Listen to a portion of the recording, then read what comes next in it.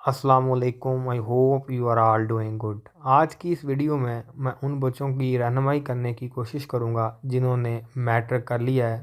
खुदा हालात को देखते हुए आपके पास बेस्ट ऑप्शंस कौन कौन सी हैं वो आज की इस वीडियो में हम डिस्कस करेंगे। यानी कि एक मैट्रिक के स्टूडेंट को मैट्रिक के बाद किस तरफ जाना चाहिए और वो कौन से कोर्सेज़ हैं जो उसको बिल्कुल नहीं करने चाहिए, जिनकी वक़्त ख़त्म हो चुकी है और उनका मुस्तक़बिल में कोई स्कोप नहीं है। लेकिन इस तमाम रहनुमाई के लिए मेरी आप लोगों से एक गुजारिश है कि इस वीडियो को मुकम्मल सुनिएगा, क्योंकि मुकम्मल सुनने के बाद ही आप इस बात का तयन कर पाएंगे कि आप लोगों के लिए कौन सी चीज़ बेहतर है और कौन सी नहीं। और मैं इस वीडियो में आप लोगों को कोई टिपिकल किस्म की मशवरे सलाह नहीं दूंगा, बल्कि हकीकत के मद्देनज़र रखते हुए जो चीज़ एक्यूरेटली ठीक है और मौजूदा हालात में जो हिसाब किताब चल रहा है उस हिसाब से बताऊंगा। और आप अगर उस बातों के ऊपर अमल करेंगे तो इंशाअल्लाह ताला कभी फ्यूचर में बैठ के दवा ज़रूर देंगे। तो वीडियो शुरू करने से पहले एक आप तमाम लोगों से हम्बल रिक्वेस्ट है कि जो लोग इस चैनल पर न्यू आए हैं इसको सब्सक्राइब करें, और अगर आपको वीडियो अच्छी लगे तो लाइक ज़रूर कीजिएगा। तो अपनी वीडियो की तरफ आते हैं। सबसे पहले देखें, मैट्रिक के बाद आजकल बहुत सारी ऑप्शंस मौजूद हैं।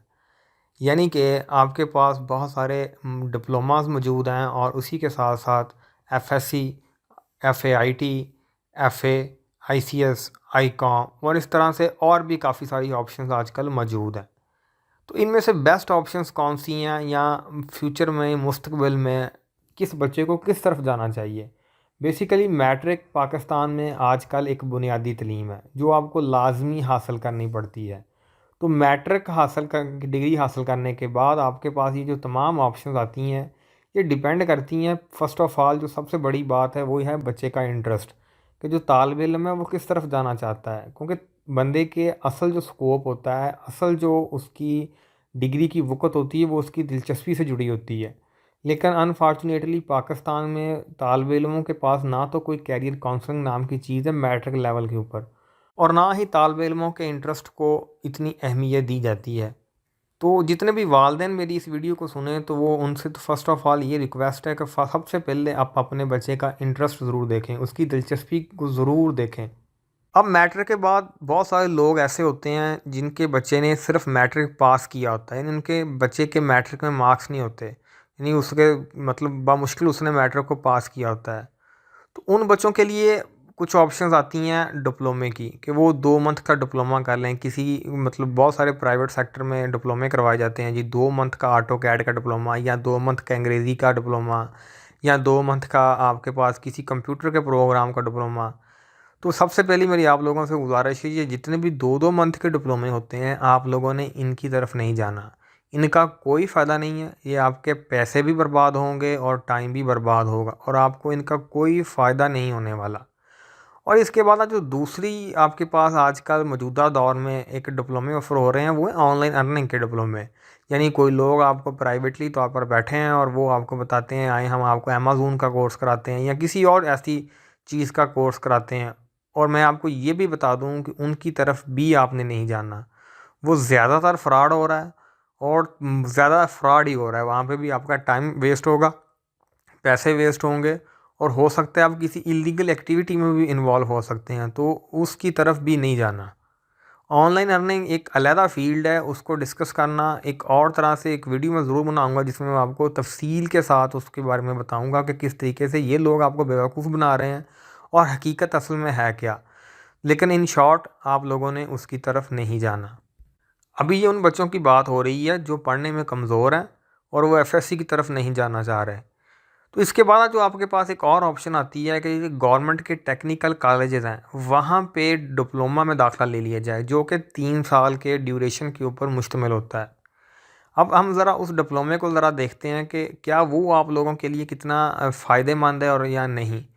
उनमें जानने की जो सबसे बड़ी वजह ये होती है कि उन डिप्लोमा करने के बाद कुछ लोगों का ये ख्याल होता है कि ये डिप्लोमा करने के बाद हमें कोई जॉब मिल जाएगी गवर्नमेंट सेक्टर में या प्राइवेट सेक्टर में, या कुछ लोगों का ये ख्याल होता है कि हम इस डिप्लोमे को करने के बाद हमारे पास कोई स्किल आ जाएगी, या वालदेन ये सोचते हैं कि ये बच्चे को डिप्लोमा करा देते हैं और इसके बाद ये बच्चा इलेक्ट्रिकल का कोई काम सीख लेगा या सिविल का कोई काम सीख लेगा, इस तरीके से किसी फील्ड में महारत हासिल कर लेगा।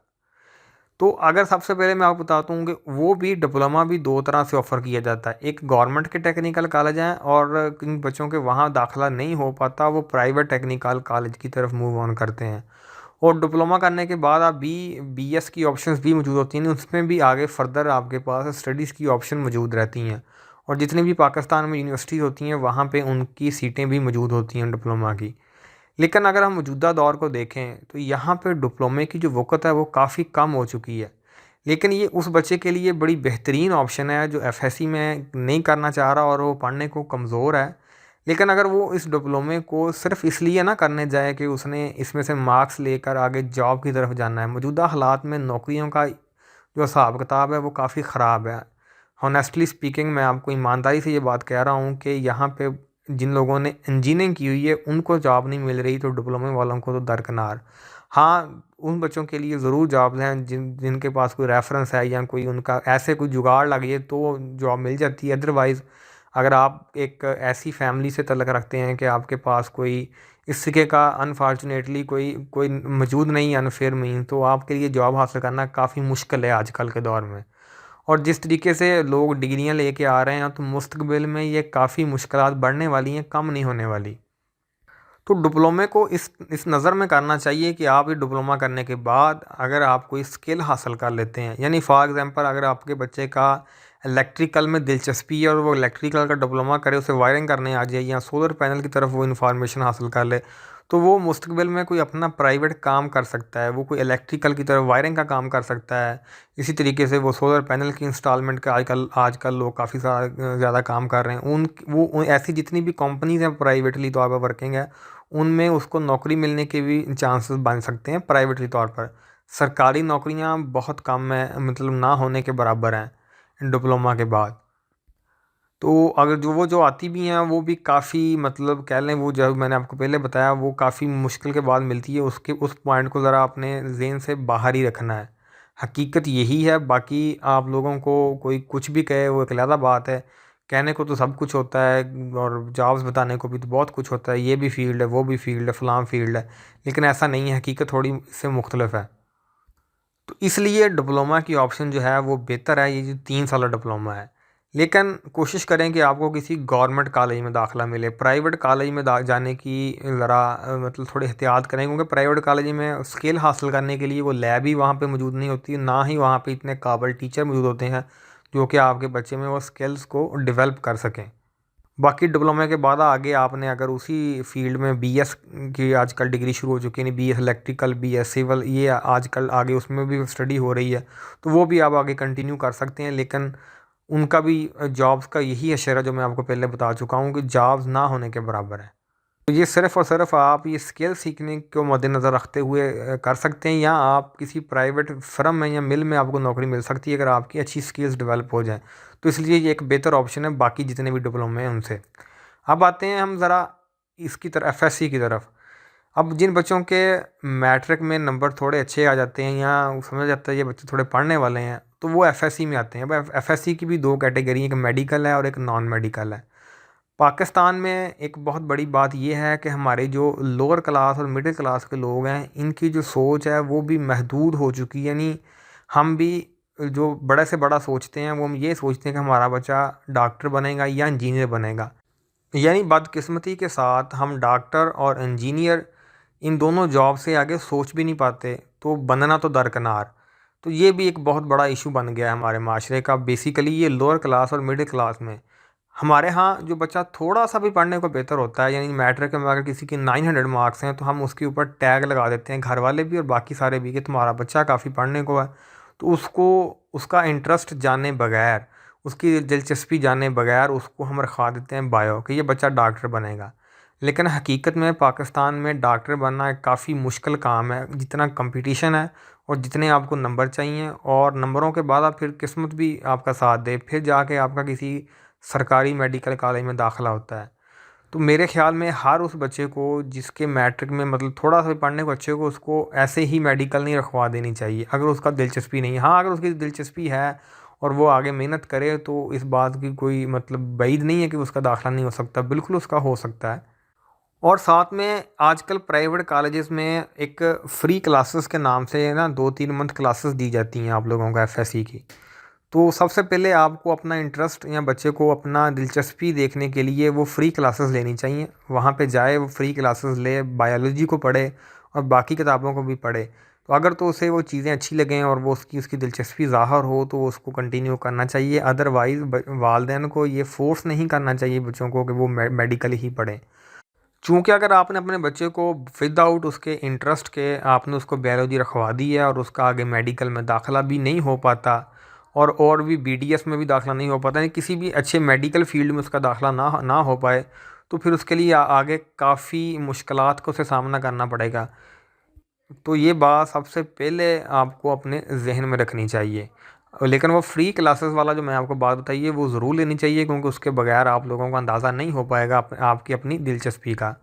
अब आते हैं दूसरी तरफ एफएससी के यानी नॉन मेडिकल के ऊपर। अगर आपने रियाजी रखनी है, यानी अगर आपने इंजीनियर बनने का दिल में ख्वाब पा लेना है, तो पहली बात मैं आपको बता दूं कि पाकिस्तान में इंजीनियरिंग की जो जॉब्स हैं या इंजीनियरिंग का जो स्कोप है वो अब मतलब काफ़ी रिड्यूस हो चुका है। और रिड्यूस होने की सबसे बड़ी वजह ये है कि इंजीनियरिंग की जो ज़्यादातर जॉब होती हैं वो आपको पता है इंडस्ट्रीज़ में होती हैं, और पाकिस्तान में इंडस्ट्रीज़ है नहीं, जिसकी वजह से यहाँ पे बहुत ही कम जॉब्स हैं और स्टूडेंट्स इतने ज़्यादा हैं, यूनिवर्सिटीज़ इंजीनियरिंग की इतनी ज़्यादा हैं और लोग वहाँ से धड़ाधड़ निकल के आ रहे हैं और वहाँ पे इतनी सैचुरेशन है, जॉब्स ना होने के बराबर है इनकी इंजीनियरिंग की। तो इंजीनियरिंग वाला जो माइंड है उसको थोड़ा कम रखना चाहिए।